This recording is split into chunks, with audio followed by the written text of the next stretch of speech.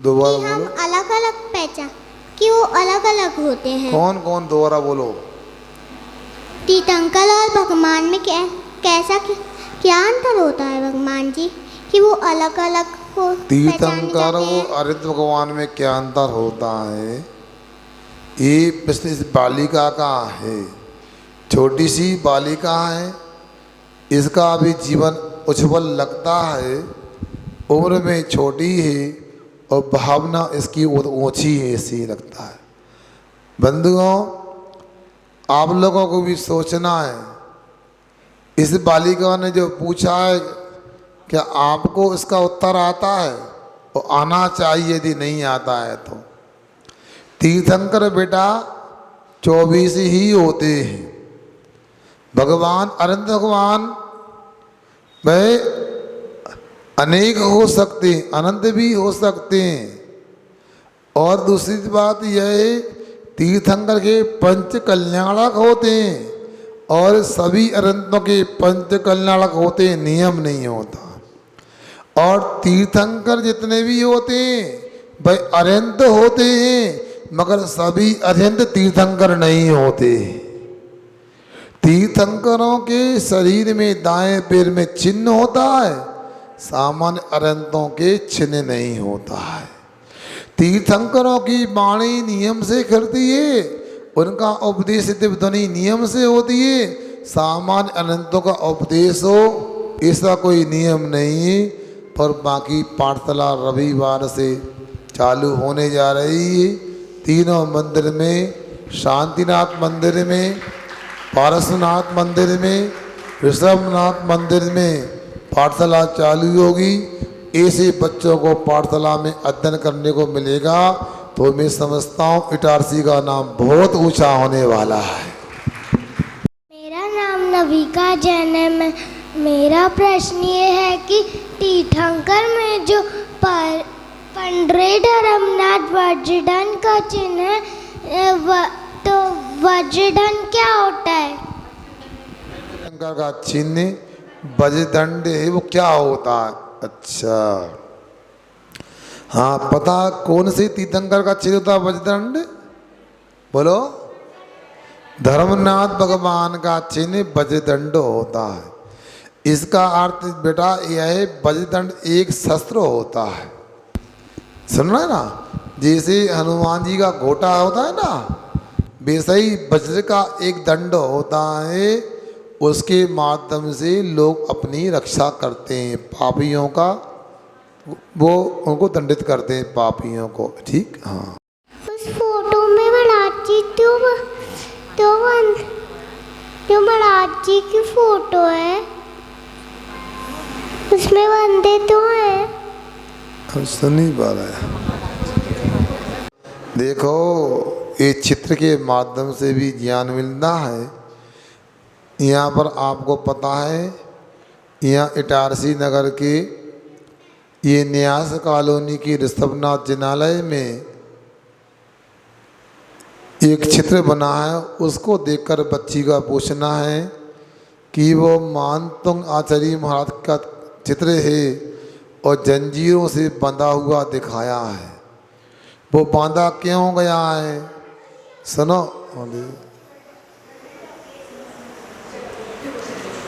वो बंधा हुआ इसलिए दिखाया है, जैसे महाराज जी होते ना, महाराज जी को कोई बुलाता हमारे घर पे आओ तो महाराज जी किसी के यहाँ नहीं जाते। जब आहार के लिए चौका लगता है, पड़गहान करते हैं, तो पड़गहान होने के बाद में आहार करने के लिए वह किसी के घर जाते हैं। एक बार एक राजा ने मानतुंग आचार्य महाराज जी को बुलाया, हमारी राजसभा में, हमारी सभा में घर में आओ। तो महाराज जी ने कहा हम किसी के घर नहीं जाते, अकेले आहार करने जाते हैं। तो राजा को गुस्सा आया, उसने अपने सैनिकों से कहा उस नग्न व्यक्ति को बुला के ले आओ और ला करके 48 कोठों में बंद कर दिया और ताले लगा दी और उनको ऊपर से नीचे साकलों से बांध दिया, भाग नहीं पाए। अब क्या हुआ? तो उन्होंने भगवान की भक्ति की, ऋषभदेव भगवान को स्मरण किया और ऐसा स्मरण किया, एक एक श्लोक बोलते गए, भगवान की भक्ति करते गए और ताले टूटते गए और जंजीर भी टूटती गई। ताले खुलते गए, जंजीर टूटती गई और महाराज जी अपने आप बाहर आ गए। इसलिए वो दिखाया, जो भगवान की भक्ति करता है ना, उसके लिए कोई परेशानी नहीं आती। कोई कमरे में बंद भी कर देता ना, वो बाहर निकल के आ सकता है, भगवान की भक्ति करते हैं तो। इसलिए वो जंजीर में बंधा हुआ दिखाया है। अच्छा महाराज जी, महाराज जी आपने बहुत अच्छा संबोधन किया था, जो मैंने प्रश्न किया था, लेकिन बार बार फिर वही वीडियो मेरे पास आ रहे हैं। मेरा निवेदन है कि इसको आप इस सभा में इस प्रकार से समझा दें और आपके YouTube चैनल पर भी उसको डाल दें, क्योंकि ये इस समय धर्म की बहुत निंदा हो रही है। और मैं जितना, और लोग बोले कि इतना अनुपम वीडियो लाखों वीडियो से अच्छा है, तो मेरी प्रार्थना है इसको थोड़ा सा ऐसा इस रूप में कर दें ताकि हम इसको पूरे भारतवर्ष में दिखा सकें और बतला सकें और लोगों को धर्म के प्रति सच्ची स्थिति स्पष्ट हो सके। नमो तुम्हारे। देखो ऐसा है वकील साहब, आपने कुछ दिन पहले पूछा था कि क्या खेल खेल में मुनि चर्या का दृश्य दिखा सकते हैं या मुनि की चर्या की नकल कर सकते हैं। तो हमने आपको कहा था कि आचार्य कुंदकुंज स्वामी हुए हैं, उन्होंने स्पष्ट लिखा है मुनिचर्या की नकल खेल खेल में भी नहीं करना चाहिए, और कोई खेल खेल में भी मुनिचर्या की नकल करता है तो नरक आदि दुर्गति का पात्र होता है। आप लोग भी सुने, अरे इधर देखो, सुनो ध्यान से क्या हो रहा है। एक समय में एक काम करो, एक समय में एक काम करना चाहिए। तो मैं ये बता रहा हूँ कि एक वीडियो वकील साहब ने देखा, उनका मन उद्विलित हो रहा है कि ऐसा क्यों कर रहे हैं। दो समझदार महिलाएं हो सकती हैं, अपने बच्चों को पड़गहान कर रही हैं, नग्न करके हाथ में छोटे पिछी का मंडल दिया है, उच्चासन दे रही हैं। इस प्रकार करना उचित नहीं रहता है। कभी कभी हम लोग प्रसिद्धि की अतिदिग्धता के अतिरेक के कारण अथवा ज़्यादा धर्मात्मा सिद्ध करने के लिए ऐसा बोलते हैं। उन्होंने लिख दिया, आपने तो करोड़ों वीडियो देखी होंगी मोबाइल पर, ऐसी वीडियो ऐसी रील दुर्लभ है। इस प्रकार अपने को नहीं करना चाहिए। जिन्होंने किया है वो समझदार नहीं है, स्वाध्याय नहीं करते। अपने बच्चों को हो सकता है वो इस प्रकार संस्कार देने के भाव कर रही होंगी, मगर संस्कार की विधि नहीं होती है। उनको अपने बच्चों को मुनि महाराजों की चर्या दिखाना चाहिए, मुनियों के पास ले जाना चाहिए और पाठशाला में विधिवत मुनि धर्म समझाना चाहिए। ऐसी वीडियो जो आई है, आप लोगों से कहना चाहता हूँ, आप इस प्रकार कभी ना स्वयं करें ना दूसरों को करने की प्रेरणा दें। उनको समझाएं, खेल खेल में भी मुनि की नकल नहीं की जाती है। उस दिन मैंने एक उदाहरण और दिया था ब्रह्म गुलाल का। ब्रह्म गुलाल ने कहा, मैं सब प्रकार के अभिनय करता हूँ, कर सकता हूँ। राजा ने अंत में कहा, मुनि चर्या दिखाओ। मुनि बनकर दिखा। उसने कहा, मुनि महाराज का दृश्य इतनी जल्दी इतने आसानी से नहीं दिखा सकता हूँ, मुझे समय चाहिए। उसने 6 महीना मुनि धर्म की साधना की, मुनि बनने की साधना की। तब लगा मैं आजीवन मुनि धर्म का पालन कर सकता हूँ। तब जाकर के उसने मुनि बन कर के दृश्य दिखाया और राजा ने कहा, आपने बहुत सुंदर अभिनय किया है, आपको मैं मन चाहा पुरस्कार देना चाहता हूँ। आप अपने दृश्य को दिखा दिया। अब पुनः आप लोग आप ग्रस्त के रूप में आओ, सम्मान करेंगे। तो ब्रह्म गुलाल ने कहा, संसार में सभी प्रकार का अभिनय, सभी दृश्य धारण करके दिखा करके बदले जा सकते हैं, छोड़े जा सकते हैं, मगर संसार में एक तीर्थंकर की भगवान की मुद्रा ऐसी होती है, इसको एक बार धारण करके कभी छोड़ा नहीं जाता है।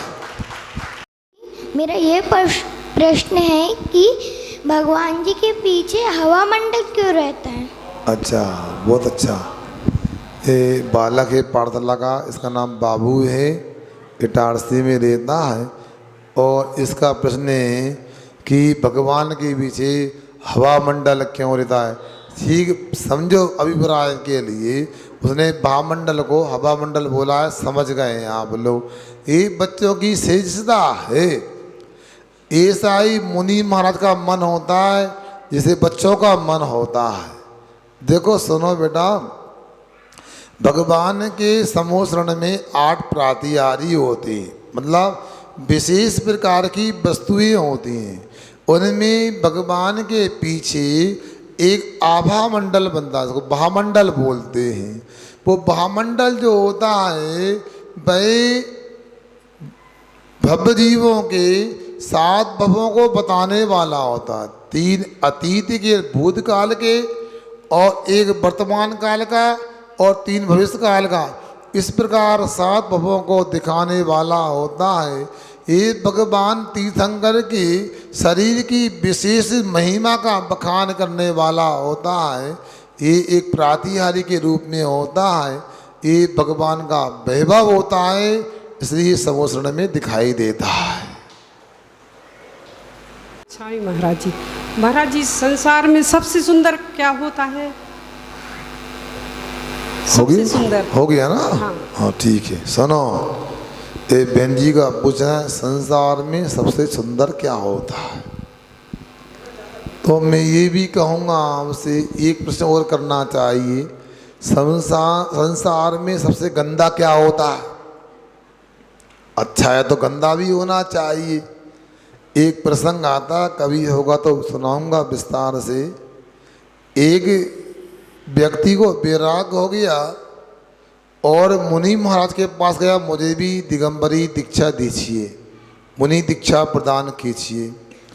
और मुनि राज ने कहा, आपकी भावना उत्तम है, तथास्तु, आशीर्वाद दिया। और तदुपरांत कहा, आपकी दीक्षा अभी नहीं होगी, मेरे 2 प्रश्नों का उत्तर खोज के लाना है। 1 वर्ष का समय दिया जाएगा। और उससे कहा कि आपका पहला प्रश्न यह है जिसका उत्तर खोजना है कि संसार में सबसे अच्छी वस्तु कौन सी है। और दूसरा प्रश्न यह है, संसार में सबसे गंदी वस्तु कौन सी है। 2 प्रश्नों का उत्तर लाना है। दुनिया में तो प्रश्न के उत्तरों को हल करने के लिए 2.5 या 3 घंटे का समय देते हैं। आपको 1 वर्ष का समय देते हैं, खोज कर लाओ। उस बच्चे ने प्रयास किया, 2 व्यक्ति ने प्रयास किया, 2, 4, 6, 8, 10, 11 महीने निकल गए और 12वें महीने का भी लगभग अंतिम दिन आ गया। खोज नहीं पाया। कभी ये वस्तु अच्छी लगती थी, उससे अच्छी थी वो खराब लगने लगती थी। वो आखिर इसी फैसले पर नहीं आया कि सबसे अच्छी वस्तु कौन सी हो सकती है, हमेशा संशय में पड़ा रहा। और अंत में लगा, मुनि महाराज तो करुणाधार होते हैं, वो अपने को क्षमा कर देंगे। हम बोल देंगे, महाराज जी हम प्रश्नों का उत्तर नहीं ला पाए, आप कृपांक देकर पास करो। तो लौट रहा था उदास मन से, अचानक बाजू में से, गली में से बदबू आई, दुर्गंध आई। उसने ध्यान की, अरे मैंने सुबह निहार को गया था, मल विसर्जन किया था, वहीं से ये बदबू आ रही है। और ये जो मल है ये अनादिकाल से मल के रूप में नहीं था, ये तो बहुत ही स्वादिष्ट पवित्र पदार्थ थे। उसको मैंने खाया था और आंतों से निकलता हुआ बड़ी आंत से निकला तो मल का रूप धारण कर लिया। अर्थात संसार में मल जिससे बनता है, ऐसा हमारा शरीर ही सबसे गंदा है। और फिर मन में आया, संसार में सबसे गंदी वस्तु मेरा शरीर है, मेरी काया है, तो संसार में सबसे अच्छी वस्तु तो मेरी आत्मा है। और उसको उत्तर मिल गया, संसार में सबसे अच्छी वस्तु आत्मा है और सबसे गंदी वस्तु मेरा शरीर है। और दोनों प्रश्नों का उत्तर मिला। उन मुनिराज ने उसको दिगंबरी दीक्षा दे दी, मुनि बन गया। चुल्लक जी के चरणों में इच्छामी। गुरुदेव, मेरा एक प्रश्न है, जिज्ञासा है कि हम लोगों के घरों में हम लोग जो सीलिंग बना लेते हैं, 2-2 फुट का शेल्फ बना लेते हैं, उस शेल्फ पर हम लोग अपने जैसे चातुर्मास के स्थापना कलश हैं, भगवान जी की फ़ोटो हैं और भी ऐसे आदि चीज़ें रख देते हैं। उसी शेल्फ के ऊपर हम हमारी स्मृति शेष की फ़ोटो भी रख देते हैं।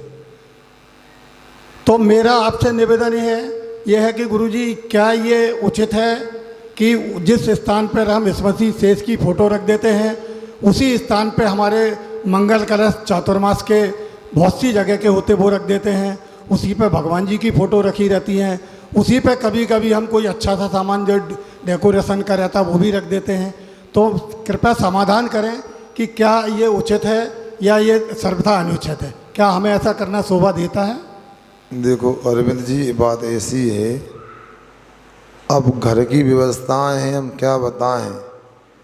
आप लोगों का तो मंदिर में भी काम ऐसा रहता है, कई बार तो घर की जितनी पुरानी पुस्तकें होती हैं सब मंदिर में ला के रख देते हैं और इतना अव्यवस्थित काम होता है कि एक बार तो मैंने एक जगह आहार करने गया और चौके में एक डब्बे में जो पारदर्शी था, ट्रांसपेरेंट था, उसमें आधे डब्बे में नमकीन दाल चूड़ा भरा हुआ था, उसके ऊपर डब्बे के अंदर ही एक छोटी सी जिनमानी रखी थी, दिनचर्या रखी हुई थी।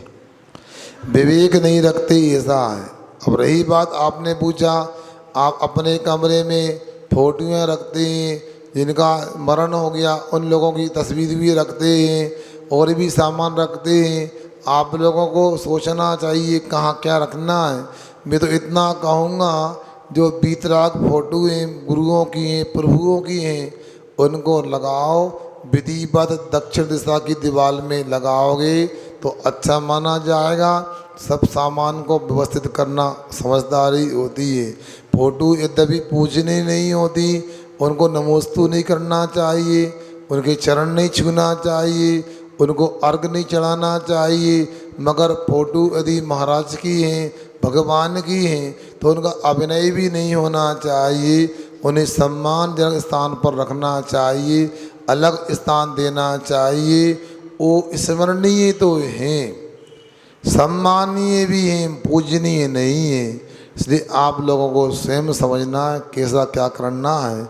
आप लोग घर गृहस्थी के सामान को मंदिर की सामान के साथ ना रखे तो विनय मानी जाएगी। उचित तो यही ठीक समय हो रहा है। दिनवाणी के ज्ञान